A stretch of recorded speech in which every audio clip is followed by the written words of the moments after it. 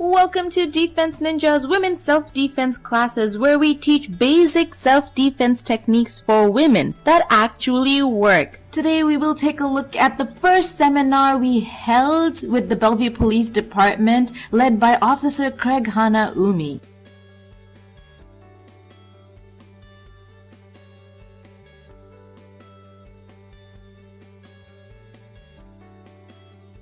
Self-defense is not just a set number of techniques, it's a state of mind, and it starts with the belief that you are worth defending. But it doesn't mean like everybody else can do it.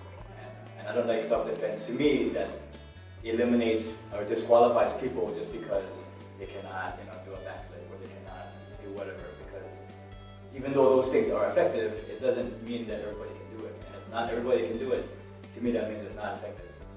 Or it's not as universally, I guess, applicable. Right, exactly, yeah. And so to that same point, right, if you can think of just any self-defense technique you do or any situation you're in, you have a plethora of techniques that a lot of different people will teach you or show you, but only a few of them are effective, and then again, only a few of those you can do, right? So that being said, I'm not usually a promoter of just one-off seminars. I usually encourage people to come back more often because in 2 hours you can't learn everything you need to go out there and defend yourself. Because even if you learn everything, here are all the things I can do, what often happens is when you're in a situation where you need to defend yourself, you freeze. And you can't think because you haven't practiced enough and you haven't built your strength and stamina, right? So hopefully those who are here will come more often to seminars or do classes or something to that effect. Right, the whole point of self-defense is not to do you want to box me? All right, let's box right now. That's not self-defense, right? That's like sport, right? And why? If you have not ever done it, I don't like to rely on techniques in my back pocket unless I've actually done it and I know it works. That's why I like the leverage-based movement, because I know it works. I've tested it in resistance and it's effective, and I felt it. So hopefully that kind of illustrates that point, but. That's kind of like the, so what things can you take away, to summarize, right? This concept of base, right? And again, this is one particular scenario, but if you don't have good balance and your foundation is not set up, guess what? I don't care what technique you do, it's not going to be as good as if you did have that.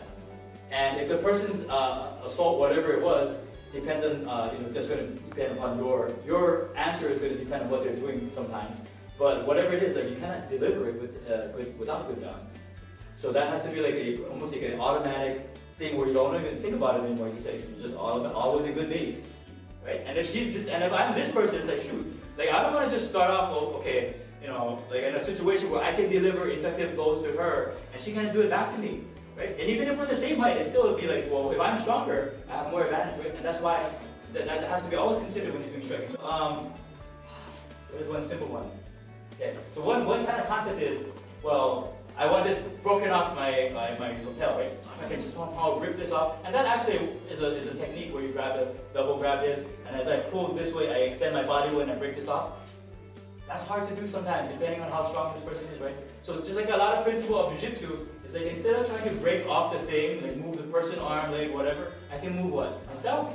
It's easier to move me than move her, right? So one kind of simple mechanic of this is, if she's holding me, right, and I can't break this off, and I can't get away, I can't get up, there's one mechanic I can come under, right? Especially if I'm underneath, shorter, it's pretty easy, right?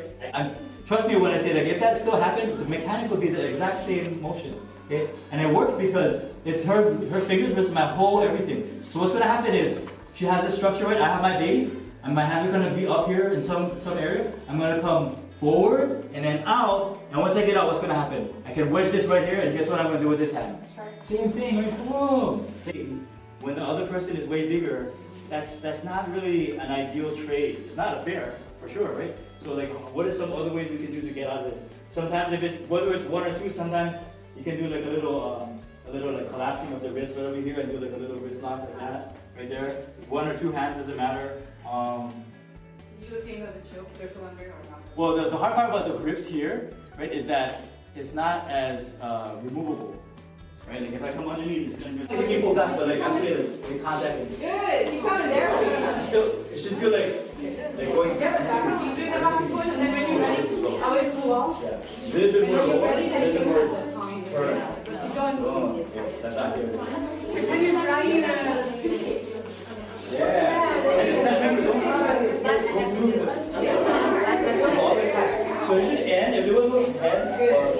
Your arms should end up over your elbow. Your elbow like this. Oh, yeah, right, the other way. Yes. That's good. Like, look. Grab. This. Yeah, that was good. There was a little bit of pulling. You just want to twist. Yes, that's a mechanic, and your this is how your and if I'm pulling you, just put it back a little bit so you don't get back on the back it off. Sounds like you're doing the same thing, right? But you just grab it this and you just turn your elbows over. So you have then you're pulling it, establish your base. What is the first thing you gotta do before? Just enough if your arms are straight, they're locked in. Like if you swing your arm, now this is locked in. What if I come here? Now you have a meet it there. Yeah, right? So now this is from here, it's so strong. Here, I'm not that strong. No, slow motion. Perfect. Okay, now, keep this fixed here, as if I'm holding it so strong. Thank you. And we have refreshments, we have food, and courtesy to our cafe that's down there, they gave us watermelon juice.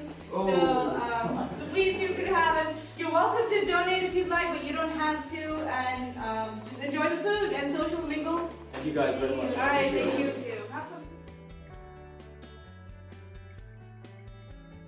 If you like this video, hit the like button. Please comment below on what your plan is and what your takeaway from this video is. You are welcome to subscribe to this channel if you like updates on videos like these. I will see you next time. Bye.